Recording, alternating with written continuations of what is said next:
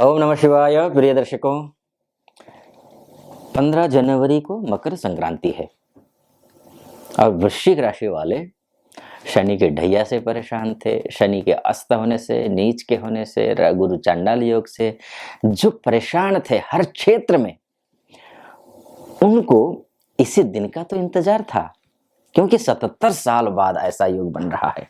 वादा है 2024 में आप कितना सफल होंगे। किसी भी क्षेत्र में हो, आप जॉब करते हो या बिजनेस करते हो, या फिर मैरिज के लिए प्रयास कर रहे हो, या फिर एजुकेशन के लिए हो, या फिर फाइनेंशियली क्राइसिस झेल रहे हो, हर दृष्टिकोण से इसी दिन कितना सफल होंगे। इसी दिन वो तारीख, मतलब 15 तारीख को वो सब कुछ लिखा जाएगा। आपके लिए इतना महत्वपूर्ण है ये दिन। यहां से तय होगा कि आप कितना सफल होंगे। इसलिए मैं विस्तार से आपको बताने जा रहा हूं कि क्या कुछ होगा, क्या कुछ आपको करना चाहिए इसको और अच्छा बनाने के लिए। तो ये सब कुछ बताऊंगा, लेकिन उससे पहले एक निवेदन है, अच्छा लगे वीडियो पहले तो पूरा सुनना। अगर अच्छा लगता है तो चैनल को सब्सक्राइब कर दीजिएगा, वीडियो को लाइक और कमेंट बॉक्स में जाकर के महादेव का भक्त हूँ, आप पर भी महादेव की कृपा बनी रहे, ऐसी मेरी कामना। आप अच्छा लगे तो ओम नमः शिवाय 5 बार या 11 बार अवश्य लिख दीजिएगा। 77 साल बाद रवि योग बन रहा है। रवि योग और वरियान योग दोनों इकट्ठे बन रहे हैं 77 साल बाद। ये अद्भुत मौका है, जो कि दोनों ही, जैसे गुरु पुष्य योग होता है ना, वैसा ही शुभ योग है, बहुत अच्छा योग है। और ये योग पढ़ने का मतलब सीधा सा ये है कि आपके लिए जो उस दिन जो आप करोगे, उसके बाद की जो स्थितियां हैं वो उसके रवि और वरियान योग के आधार पर निर्धारित होंगे। 5 साल बाद मकर संक्रांति के दिन सोमवार भी पड़ रहा है। और एक खास बात, लोहड़ी तो वैसे 13 तारीख को मनाते हैं, लेकिन 14 तारीख को तिथि के हिसाब से लोहड़ी भी पड़ रही है। और लोहड़ी के दिन ही जो है विनायक चतुर्थी भी है। और वैदिक ज्योतिष का जो कैलकुलेशन होता है ना, सूर्य उत्तरायण होने के बाद ये सटीक बैठता है। जब से सूर्य उत्तरायण होते हैं, जैसे दिन बढ़ते हैं ना, उत्तरायण में रात छोटी होती है, दिन बड़े होते हैं, उसी तरीके से जो है ये आप जो भी टारगेट रखेंगे ना, वो बड़े रखेंगे इस दिन अच्छा काम करने से। यहाँ से आपके लिए, वृश्चिक राशि वालों के लिए, क्योंकि आपके राशि का स्वामी कौन है, वो मंगल है। एक अद्भुत वीडियो बनाने वाला हूँ मैं, आप इस चैनल को सब्सक्राइब कर लीजिएगा, क्योंकि नोटिफिकेशन आएगा उसके बाद आपके पास मंगल को लेकर के। क्योंकि आपकी राशि का स्वामी मंगल है ना, और अभी तक अस्त था वो, और अस्त होने की वजह से आपने क्या कुछ नहीं झेला होगा 2023 में, 23 से पहले, तो वो तो आप ही समझ सकते हैं। बहुत अच्छा समय, बहुत अच्छा परिवर्तन हो रहा है 16 जनवरी को। तो आप सब्सक्राइब कर लीजिएगा, नोटिफिकेशन आएगा आपके पास में, फॉलो कीजिएगा, लाभप्रद है आपके लिए। अच्छा, तो ये अब जो है ना, ये जो सूर्य की बात कर रहा हूँ इस वीडियो में मैं, ये जो मकर संक्रांति से जो चीजें चेंज हो रही है ना आपकी, वो क्या क्या होंगी ये मैं आपको बताता हूँ। देखिए, सबसे पहले तो जो सबसे ज्यादा आप परेशान थे फाइनेंस को लेकर के थे, आप जानते हैं दिक्कत फाइनेंस को लेकर, पैसे को लेकर के दिक्कत थी, ऋण के तले दबे हुए थे, इसमें कोई दो राय तो है नहीं, आप जानते हैं। जो भी काम कर रहे थे उस काम में सफलता नहीं मिल रही थी, बॉस के साथ नहीं बन पा रही थी, बॉस के लिए प्रमोशन, आपने प्रमोशन हो जाएगा ये सोच करके आप पूरे 100% आप डेडिकेट होकर के काम कर रहे थे ऑफिस में, लेकिन सफलता नहीं मिली थी। बॉस आपके काम को नजरअंदाज कर रहा था, राइट। अब नजरअंदाज नहीं करेगा, अब आपके काम का अप्रिशिएट करेगा। आपके कलीग के साथ में नहीं बन पा रही थी, क्योंकि जब भी मंगल अस्त होता है, पिछले साल अस्त था, नीच का था, गुरु चांडाल योग का प्रभाव था, तो होता क्या है कि जिसके साथ अब आप अच्छा कर रहे थे वही आपका दुश्मन बन रहा था। आप अपने कलीग के साथ में अच्छे रिश्ते बनाने की कोशिश कर रहे थे, कलीग आपके साथ कुछ और ही गेम खेल रहा था, और ही पॉलिटिक्स कर रहा था, ऑफिस में कुछ और ही पॉलिटिक्स आपके खिलाफ चल रही थी। तो ये सारा बंद हो जाएगा। अब सूर्य उत्तरायण होने का मतलब ये है, 77 साल बाद जो चेंज हो रहा है ना, जो 77 साल बाद जो योग बन रहा है ना, वो अद्भुत योग ये है। उसके बाद अभी तक क्या हो रहा था कि जब भी मंगल अस्त होता है और या सूर्य की स्थिति अच्छी नहीं होती है, तो ऐसी स्थिति में होता क्या है, अपमानित होना पड़ता है थोड़ा, यानी कि काम का श्रेय तो नहीं मिलता है, वो तो मिलता ही नहीं है, साथ साथ में क्या होता है कि अपमान और मिल जाता है, लांछन।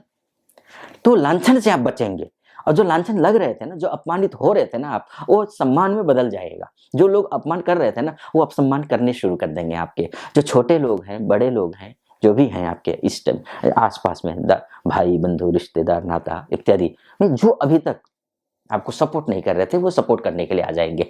दूसरी बात, तीसरी बात ये है कि देखिए, आप प्रोफेशनली प्रमोशन कर रहे हैं, तो मैंने आपसे कहा ही, साथ साथ में क्या है कि स्थिति आपका भाग्य भी आपका साथ देगा। इस बार आपका जो कर्मेश है वो सूर्य ही है, और सूर्य का मकर राशि में प्रवेश करने का मतलब यह है टारगेट बड़ा रखेंगे। चाहे बिजनेस करते हो, कोई सा भी बिजनेस करते हो आप, आपका काम ऐसा है कि जो शासन प्रशासन से जुड़ा हुआ है, या फिर आप पॉलिटिक्स में हैं, आपके लिए शुभ है, ये समय अच्छा समय है।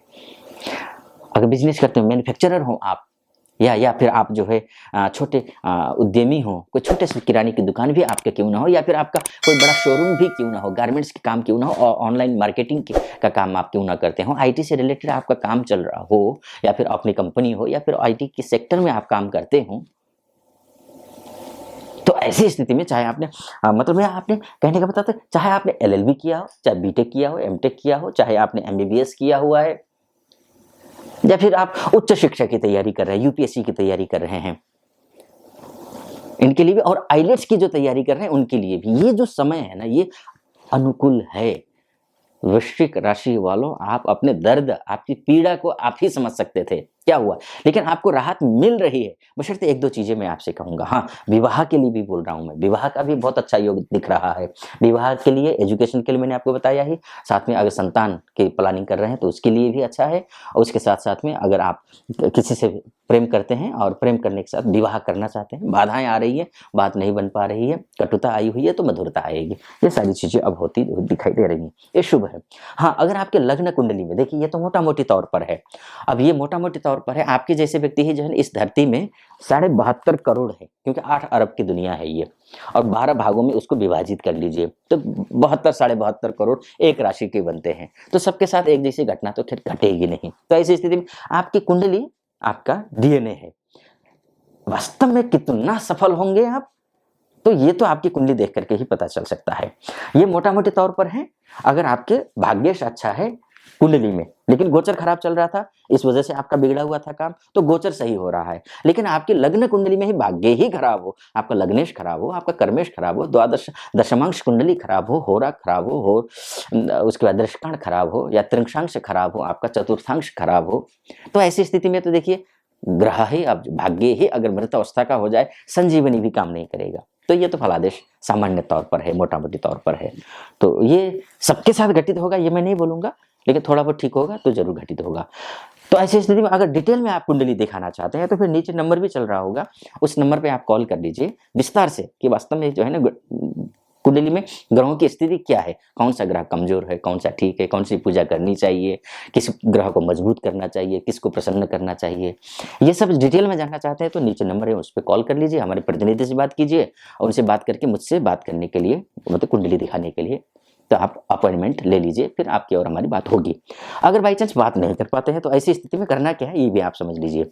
सूर्य मकर संक्रांति है, मकर संक्रांति के दिन मैं तो कहूंगा कि किसी भी दिन आप जो है, आप वृश्चिक राशि वाले हैं, आपका मान सम्मान पद प्रतिष्ठा का ग्रह सूर्य है, आप जितना हो सके प्रातःकालीन सूर्य का दर्शन करेंगे तो आपके लिए लाभ होगा, आपका मान बढ़ेगा, आपका सम्मान, आपका पद, आपकी प्रतिष्ठा, आपके पिताजी के साथ में मतभेद कम हो जाएंगे, ये सब मान सम्मान प्रतिष्ठा बढ़ेगी, पिता के साथ रिश्ते अच्छे हो जाएंगे, सब कुछ, और कार्य क्षेत्र में अच्छे होंगे, हर चीज अच्छी हो जाएगी। उसके साथ साथ में लेकिन अगर संभव हो सके तो आप प्रतिदिन उठिए, नहीं तो कम से कम संक्रांति के दिन तो सुबह उठ करके आप सूर्य को अर्घ्य दीजिए। अर्घ्य देते समय लाल रोली डालिएगा, थोड़ी सी चुटकी भर डालिएगा, और देते समय ओम घृणी सूर्याय नमः इस मंत्र का जप कर लीजिएगा। सात्विक भोजन करना है, वैसे तो हमेशा सात्विक भोजन करना चाहिए, लेकिन बाहर अब काम करते हैं तो स्वाभाविक है, तो लहसुन प्याज इत्यादि खाए बिना तो गुजारा होता नहीं है, क्योंकि कहीं भी खाना होता है, कुछ भी होता है। तो हाँ, लेकिन मकर संक्रांति के दिन आप अवॉइड कीजिए लहसुन प्याज, लहसुन इत्यादि अवॉइड कीजिए, और हमेशा के लिए आप अल्कोहल लेते हैं छोड़ दीजिए, नॉनवेज खाते हैं छोड़ दीजिए, ये मेरा निवेदन है इतना। और उसके साथ साथ किसी का अपमान नहीं करना है, इतना ध्यान रखिएगा। और बस ये करना है, तिल का, गुड़ का खिचड़ी दान, तिल गुड़ और खिचड़ी ये दान कर सकते हैं, दान करिए, खुद भी खाइए, ये शुभ रहता है। पितृदोष अगर आपके लग्न कुंडली में हो तो पितृदोष के लिए पितरों की श्राद्ध आप कर सकते हैं, ये भी आपके लिए पितृदोष तर्पण कर सकते हैं, उस दिन हम ना पितृ तर्पण कर सकते हैं, ये अच्छा रहेगा, शुभ रहेगा आपके लिए। इसके बाद जाकर के जो है बहुत सारी चीजें हैं कहने के लिए, तो मीठे कद्दू भी खाते हैं, उसके बाद जाकर के मीठा चावल भी बनाया जाता है, तो ये सब बहुत सारी चीज़ें हैं। खैर इसको मैं ज़्यादा विस्तार से नहीं जाता हूँ कुछ, क्योंकि कुछ कुंडलियाँ ऐसी होती हैं जिसमें सब कुछ नहीं कर सकते हैं। इनमें से आप कुछ कर लीजिएगा, जैसे सूर्य को अर्घ्य देना है जरूर करिएगा, इतना जरूर निवेदन है। बाकी डिटेल में अगर चर्चा करना हो तो नीचे नंबर है, आप कॉल कर सकते हैं। फिलहाल इस वीडियो को मैं यहीं पर समाप्त करता हूँ। कैसा लगा आपको वीडियो? अच्छा लगा हो तो चैनल को सब्सक्राइब कर दीजिएगा, वीडियो को लाइक और कमेंट बॉक्स में जा करके हर हर महादेव या फिर ओम नमः शिवाय 5 बार या 11 बार अवश्य लिख दीजिएगा। फिलहाल अनुमति दीजिए। ओम नमः शिवाय।